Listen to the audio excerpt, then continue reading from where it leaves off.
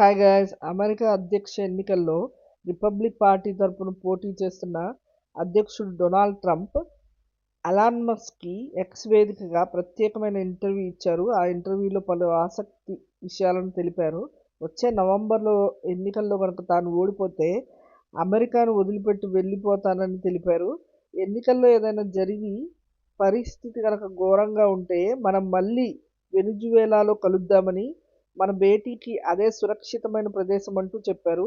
ఎందుకంటే ప్రస్తుతం అమెరికా కంటే వెనిజువేలానే ఎక్కువ సురక్షితమైనదంటూ ఆయన తెలిపారు. ఎందుకంటే వెనిజువేలాలో ప్రమాదకరమైన నేరస్తులను కూడా విడుదల చేసి అమెరికాకి అక్రమంగా వలస తరలిస్తున్నారంటూ ఆరోపించారు.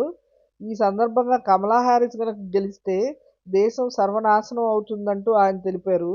ఇదిలా ఉంటే ఈ ఇంటర్వ్యూలో పాల్గొన్న ట్రంప్ మాటలు విని పలువురు నెటిజన్లు ట్రంప్ హెల్త్ ఈ 78 ఏళ్ల ట్రంప్ హెల్త్ బాగానే ఉందా అంటూ ఆరా తీయడం మొదలుపెట్టారు. ఎందుకంటే కొన్నిసార్లు ట్రంప్ అస్పష్టంగా మాట్లాడుతూ తన మాటల పదాలు కొన్ని అర్థం కాకపోవడం దీనికి మెయిన్ కారణం.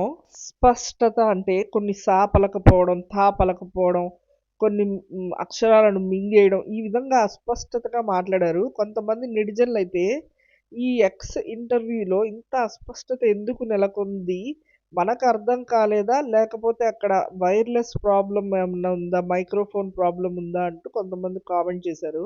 కొంతమంది ఈ అస్పష్టత అనేది దంతాలు లేకుండా ఉన్న వ్యక్తి దగ్గర నుంచి వచ్చినట్టున్నాయంటూ తెలిపారు. ఇంతకీ ట్రంప్కి 78 ఏళ్ల వయసు కావడంతో తన దంతాలను ఏమైనా తొలగించారా అనే డౌట్ వస్తుంది అందరికీ. సో ట్రంప్కి దంతాలు ఉన్నాయా అనే క్వశ్చన్ చేస్తున్నారు. దాదాపు 15,000 పోస్టులు ట్రంప్ యొక్క అస్పష్టమైన ఈ స్పీచ్ మీద ట్రెండింగ్ నడిచింది. ట్రంప్ సపోర్టర్స్ కొంతమంది అది కేవలం ఆడియో ప్రాబ్లం ద్వారా వచ్చిందేనని, మైక్రోఫోన్ ప్రాబ్లం ద్వారా వచ్చిందేనని, అది ట్రంప్కి ఏ విధమైన ప్రాబ్లం లేదంటూ చెప్తున్నారు. తన వృద్ధాప్య సమస్యల వల్ల జో బైడెన్ ఎన్నికల రేస్ నుంచి తప్పుకున్నారు. ఆ తర్వాత 78 ఏళ్ల ట్రంప్ అమెరికా అధ్యక్ష పదవికి సరైన వాడేనా అంటూ క్వశ్చన్స్ మొదలయ్యాయి. ఎందుకంటే కొన్ని సంవత్సరాలు మాత్రమే జో బైడెన్తో ట్రంప్ చిన్నవాడు అని తెలుస్తుంది. దాదాపు 58% ప్రజలు అమెరికా అధ్యక్ష పదవికి ట్రంప్ చాలా పెద్దవాడైపోతాడు, అంటే ముసలివాడు అంటూ ఓటింగ్ ఇచ్చారు. అండ్ ఈ వయస్సులో ఆయనకు మెంటల్గా తన మెదడు పనితీరు అండ్ ఫిజికల్గా ఉన్న పనితీరు గురించి కూడా మనకి ఏ వివరాలు తెలపలేదు.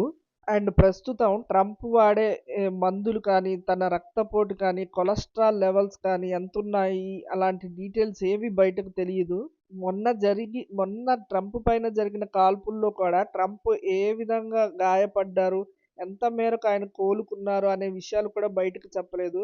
ఏ వైద్యుడు తనకి వైద్యం అందించారు అనే డీటెయిల్స్ కూడా బయటకు తెలపలేదు. ఇప్పుడు ట్రంప్కి అపోజిషన్లో ఎన్నికల్లో పోటీ పడుతున్న కమలా హారిస్కి 59 ఏళ్ల వయసు.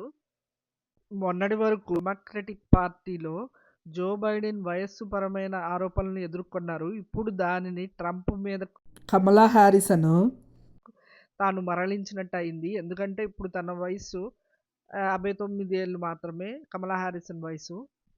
అమెరికా ప్రజలు కమలా హారిస్ వైపు మొగ్గు చూపించడానికి కారణం ఆమె వయసు కూడా కావచ్చు.